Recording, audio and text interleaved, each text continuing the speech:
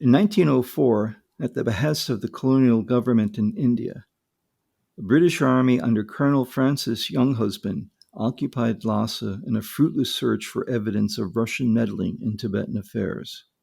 Prior to this assignment, Younghusband had spent years exploring the remote blank spaces of 19th century Central Asian maps. He developed an affinity with non-Western ways. After visiting the Jokhang Temple, Tibet's most sacred shrine, he penned a description that still resonates today. Here it was that I found the true inner spirit of the people. The Tibetans from their mountain homes seemed here to draw on some hidden source of power. And when from the far recesses of the temple came the profound booming of great drums, the chanting of the monks in deep reverential rhythm, the blare of trumpets, the crash of cymbals, and the long rolling of lighter drums, I seemed to catch a glimpse of the source from which they drew. Music is a proverbial fitter means than speech for expressing the eternal realities. And in the deep rhythmic droning of the chants, the muffled rumbling of the drums, the loud clang and blaring of cymbals and trumpets, I realized this somber people touching their inherent spirit, and in the way most fitted to them, giving vent to its mighty surgings panting for expression.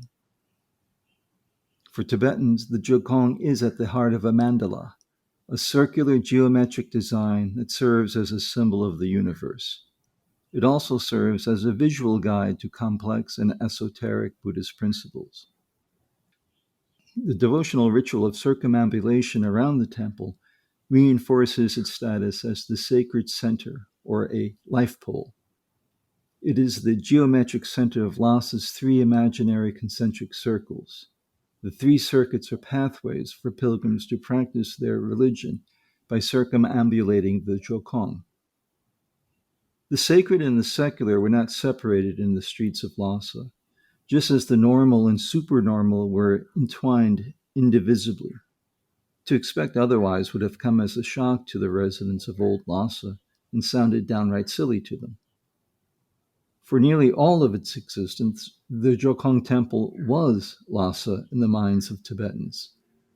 9th century Chinese chronicles suggest Lhasa might have consisted of nothing more than mobile encampments for nobles, soldiers, and nomads, with only 2 permanent buildings constructed in stone. That said, Chinese chroniclers did not always examine the ways of barbarians with much care. Lhasa did not come into being as a modest-sized city until the 17th century. Nevertheless, the Jokhang was felt to be synonymous with Lhasa, meaning the place of the gods. At the heart of the Jokhang Temple is the Jowo, a bronze of the Sakyamuni Buddha believed to have been cast when Siddharta was 12 years old. It is said to have been cast by a group of Hindu deities who had harvested precious metals and stones from the 4 corners of the universe. After passing through the hands of various deities and mortals, it wound up in China. In the year 640, it was brought to Lhasa as the dowry given by a Chinese princess. She was betrothed to King Songtsen Gampo, the first Dharma Raja of Tibet. Tibetans believe the bronze in the Jokhang is the original one, and it is the focus of intense devotion. The present Dalai Lama has given his views on the Jowo. To some, the image of the Jowo is just a statue, nothing, just as some Chinese used to say to the Tibetans, "Since you have so much devotion for these statues, if you are hungry, perhaps they will feed you." In their view, nothing happens to those who disparage it, and it itself does not feed the devotee. But to some people with a different background, a different residue of past actions, and in some cases, a different sort of mentality, these images are real and confer blessings. Such people consider the Jowo image to be very sacred for this reason. Actually, a true practitioner should not make such distinctions regarding an old statue as more precious and a new statue as less sacred. That's wrong. There should be no difference between an image made of gold and an image made of clay. Yet this statement is only relatively true. For, on one level, some of these images do have distinctions, owing to the fact that their original blessing was conferred by great spiritual teachers of the past, so that they have a greater repository of spiritual energy than those that are newly constructed. Some sacred places inhabited by accomplished meditators also retain a resonance, and on reaching them, without explanation, you may have a special feeling, whereas in some more beautiful environments, that feeling may be absent. His Holiness's views on the Jowo resonate with my own experience. The atmosphere in the sanctum sanctorum of the Jokhang is reminiscent of the meditation caves elsewhere in Tibet. The dark, cave-like interior is dimly illuminated by countless lamps that perfume the air with the scent of yak butter and juniper incense. Murmuring Om Mani Padme Hum, scores of pilgrims press together inside the chapels. Foreigners are brought through the temple by their guides at the standard sightseeing hours. If you can manage it, it is rewarding to slip away to the temple in the early morning hours, enjoying the long line of Tibetan pilgrims waiting to express their devotions within. Pilgrims approach the Jowo to touch their foreheads on its left or right knee and offer kadag, or white scarves. When I approached the Jowo with two friends during one September, we made eye contact with one of the sacristan monks, who leaned back and took the measure of us. He let us go right up to the right side of the gold throne to touch our heads to the Jowo's knee, and then to circumambulate the Jowo.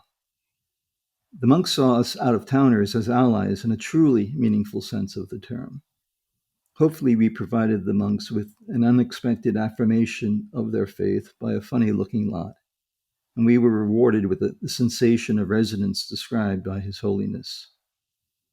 So from Songtsen Gampo to the present Dalai Lama, all great Tibetan leaders, scholars, artists, and hermits have come to pay homage to the Jowo.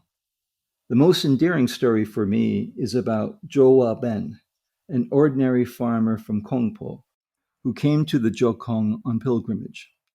When this kind-hearted and simple man appeared in front of the Jowo, he exclaimed in his admiring and rustic way that the Jowo had a lovely, gentle appearance. Before circumambulating the inner circuit, Ben took off his muddied shoes, placed them by the throne, and good-naturedly asked the Jowo to look after them. While Ben was doing his devotions, a temple caretaker was about to take away the boots. Suddenly the Jowo itself intervened and spoke to the caretaker, telling the startled man not to bother. He was minding Ben's boots for him. Afterward, in a surge of friendliness and hospitality, Ben invited the Jowo to come to his home, enthusiastically offering to barbecue some pork ribs and brew up some nice old barley beer. Please come. When he returned to Kongpo, Ben asked his wife to keep an eye out for his chum, the Jowo, just in case he was able to get away from work for a visit. One day, as his wife was drawing water, she saw the Jowo in the reflection of a nearby river. She ran back to their house to tell her husband. This was alarming.